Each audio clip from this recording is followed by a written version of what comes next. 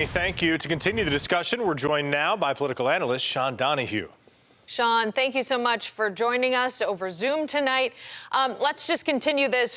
Your first thoughts on how this is impacting the 2024 presidential election.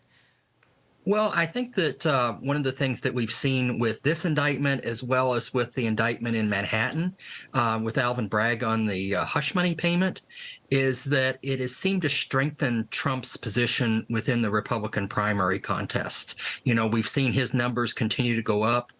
The other candidates, you have some like Chris Christie, really attacking Trump, and then some of them are defending Trump. So it shows that it's still really his party right now.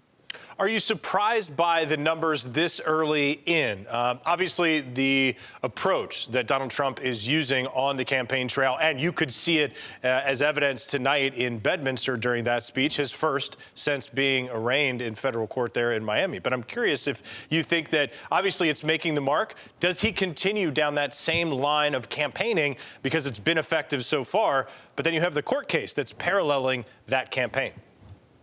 Well, I mean, you would have to think that if he sees his poll numbers going in a positive direction based on the way that he's campaigning, that he would continue to do that. The one thing that we don't know right now is kind of the scheduling on this on a potential trial. When it would take place. A lot of that's going to be up to the judge on the case that has had some fairly favorable rulings for Donald Trump in the past, but those rulings got reversed by the 11th Circuit in Atlanta. Yeah. I guess moving forward here, in regards to the other candidates in the race, you mentioned that some are pro-Trump and, supporting him during these indictments, the others not so much. What do you think is best for his other candidates to do, to be on his side throughout this or to kind of attack him during all of these indictments?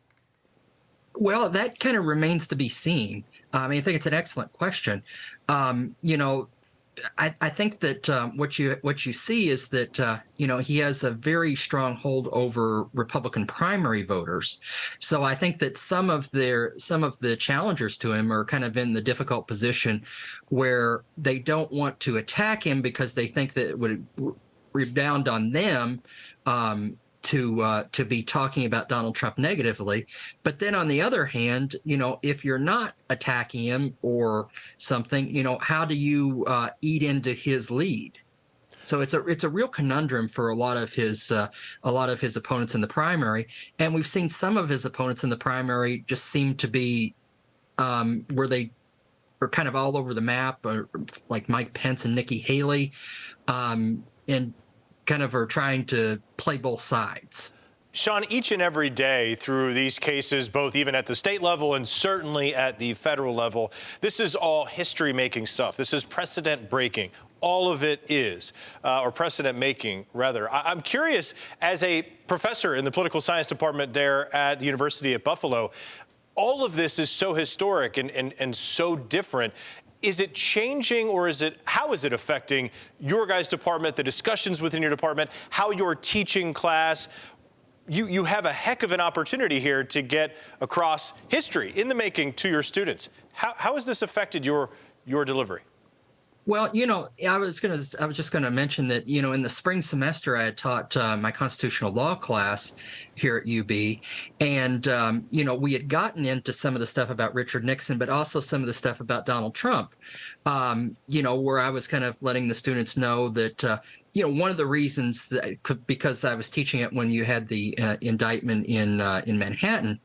And in fact, one of the questions I asked on one of my exams was true or false. If someone is charged with a felony, can they still run for election as president? And the answer is yes. Well, very interesting. Thank you so much for joining us tonight, Shawn. We really appreciate it.